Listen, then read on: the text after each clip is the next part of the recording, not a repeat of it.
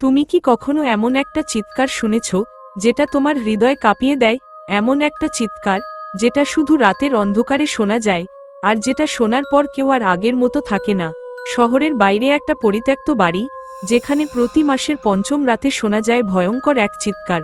অনেকেই কৌতূহল নিয়ে সেখানে গেছে, কিন্তু খুব কম মানুষই ফিরে এসেছে।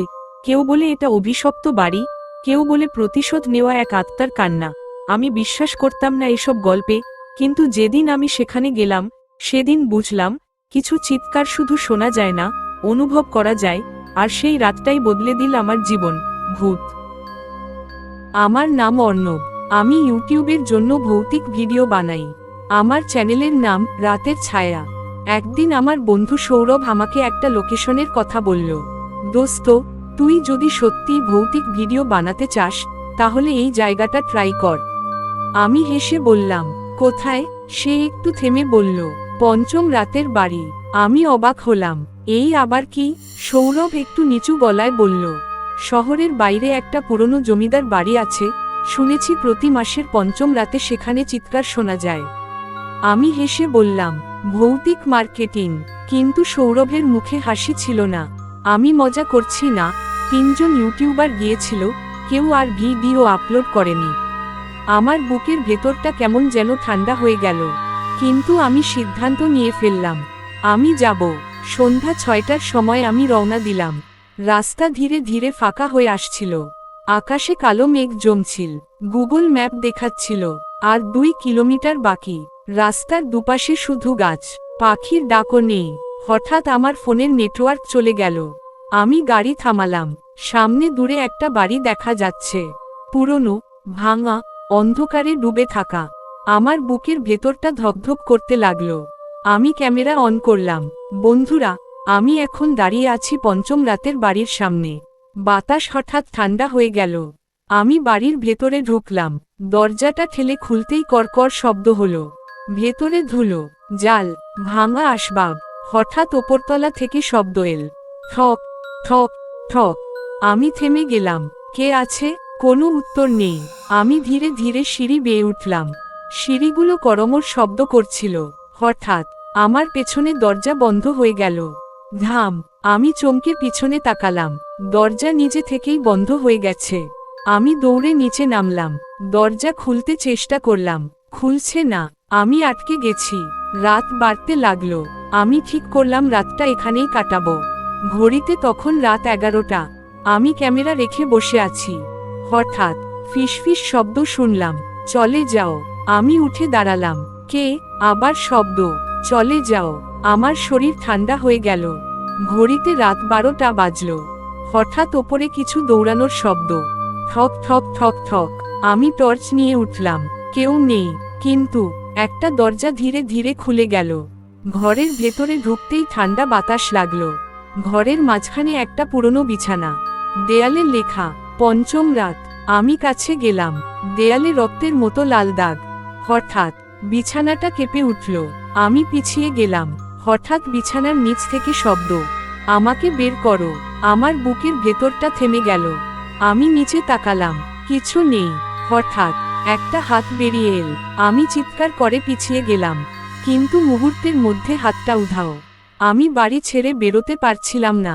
রাত কেটে গেল। সকালে দরজা খুলে গেল। আমি বেরিয়ে এলাম, কিন্তু অদ্ভুতভাবে আমি আবার রাতে ফিরে এলাম। আমি বুঝতে পারছিলাম না কেন। মনে হচ্ছিল কেউ আমাকে টানছে। দ্বিতীয় রাত শুরু হলো। রাত 12টা। এইবার চিৎকার শুনলাম, একটা ভয়ঙ্কর মহিলা কণ্ঠ, বাঁচাও। আমি দৌড়ে ওপরে গেলাম। ঘরটা আবার খুলে গেল। এইবার দেয়ালে নতুন লেখা, 4 রাত বাকি। তৃতীয় রাতে আমি আয়নায় নিজের পেছনে একটা ছায়া দেখলাম। আমি ঘুরে তাকালাম, কেউ নেই। আয়নায় আবার দেখলাম একটা মহিলা দাঁড়িয়ে, মুখে রক্ত। আমি চিৎকার করে পিছিয়ে গেলাম। আয়না ভেঙে গেল। চতুর্থ রাতে আমি ঘুমিয়ে পড়েছিলাম। হঠাৎ অনুভব করলাম কেউ আমার পাশে বসে আছে। আমি চোখ খুললাম। একটা মেয়ে বসে আছে, চুল মুখ ঢেকে রেখেছে। সে বলল, শেষ রাত। তারপর সে অদৃশ্য হয়ে গেল। পঞ্চম রাত। আকাশে বজ্রপাত, বাতাসে ভয়ঙ্কর শব্দ। ঘড়িতে রাত 12টা বাজল। হঠাৎ পুরো বাড়ি কাঁপতে লাগলো। চিৎকার শুরু হলো, ভয়ঙ্কর, কান ফাটানো চিৎকার। আমি উপরে দৌড়ে গেলাম, ঘরটা খুলে গেল। ভেতরে একটা মেয়ে বসে আছে। সে ধীরে ধীরে মুখ তুলল। আমি দেখলাম, ওটা আমি, আমার মতোই মুখ। সে হাসল, বলল, এখন তুমি। হঠাৎ সে আমার দিকে দৌড়ে এল। সব অন্ধকার। আমি জেগে উঠলাম। আমি বাড়ির বাইরে, কিন্তু আমি নড়তে পারছি না। লোকজন দাঁড়িয়ে আছে, পুলিশ এসেছে। আমি নিচে তাকালাম, মাটিতে আমার মৃতদেহ পড়ে আছে। আমি চিৎকার করলাম, কেউ শুনল না। হঠাৎ সেই মেয়েটা আমার পাশে দাঁড়ালো, বলল, এখন তুমি পঞ্চম রাতের চিৎকার। রাত 12টা বাজল, বাড়ি কাঁপতে লাগলো। ছেলেটা ভয় পেয়ে গেল। আমি তার সামনে দাঁড়ালাম। আমি তাকে বাঁচাতে চাইছিলাম। আমি বললাম, চলে যাও। হঠাৎ ছেলেটা আমাকে দেখল, তার চোখ বড় হয়ে গেল। সে চিৎকার করল, ভূত। আমি থেমে গেলাম, আমি এখন ভূত। ছেলেটা দৌড়ে পালাতে লাগলো, কিন্তু দরজা বন্ধ হয়ে গেল। সে আটকে গেল। চিৎকার শুরু হলো। আমি চোখ বন্ধ করলাম, কারণ আমি জানি সে আর বাঁচবে না। হঠাৎ ছেলেটার শরীর থেকে ধোঁয়ার মতো কিছু বের হলো। আমি বুঝলাম, ওটা তার আত্মা। সে ধীরে ধীরে উঠে দাঁড়ালো, চারদিকে তাকালো, তার চোখে আতঙ্ক। আমি কোথায়? আমি তার দিকে এগিয়ে গেলাম। তুমি এখন আমাদের সাথে। সে চমকে উঠল, মানে?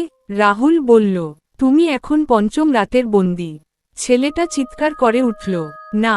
নতুন ছেলেটার নাম ছিল দীপ। সে বারবার দরজার দিকে দৌড়াচ্ছিল, কিন্তু প্রতিবারই দরজা অদৃশ্য হয়ে যাচ্ছিল। সে কাঁদতে লাগল, আমি বাড়ি যেতে চাই। আমার বুক ভারী হয়ে উঠল। আমি বললাম, আমিও চাই। হঠাৎ ঘরের ভেতর হাওয়া বইতে লাগল। দেয়ালে নতুন লেখা দেখা গেল, পরবর্তী পঞ্চম রাত। রাত বাড়তে লাগল। হঠাৎ বাড়ির ভেতর বাচ্চার কান্না। আমরা সবাই চমকে উঠলাম। রাহুল বলল, এটা আগে কখনো হয়নি। কান্না ধীরে ধীরে জোরে হতে লাগল। আমরা সেই শব্দ অনুসরণ করলাম। নিচের তলায় একটা বন্ধ ঘর। দরজা নিজে থেকেই খুলে গেল। ঘরের ভেতরে ঢুকতেই ঠান্ডা বাতাস লাগলো। মাঝখানে একটা দোলনা। দোলনাটা নিজে নিজে দুলছে। বাচ্চার কান্না। আমি কাছে গেলাম। দোলনার ভেতরে একটা পুতুল। হঠাৎ পুতুলটা চোখ খুলল। আমরা সবাই পিছিয়ে গেলাম। পুতুলটা ফিসফিস করে বলল, মা কোথায়? আমার শরীর জমে গেল। হঠাৎ মেয়েটা আবার হাজির হলো। সে পুতুলটার দিকে তাকালো, তার চোখে জল। সে ধীরে বলল, আমার মেয়ে। আমরা সবাই অবাক। মেয়েটা বলল, আমি যখন মারা যাই, আমার মেয়েও মারা যায়। ঘরের ভেতর কান্নার শব্দ ছড়িয়ে পড়ল। হঠাৎ পুতুলটা ভেঙে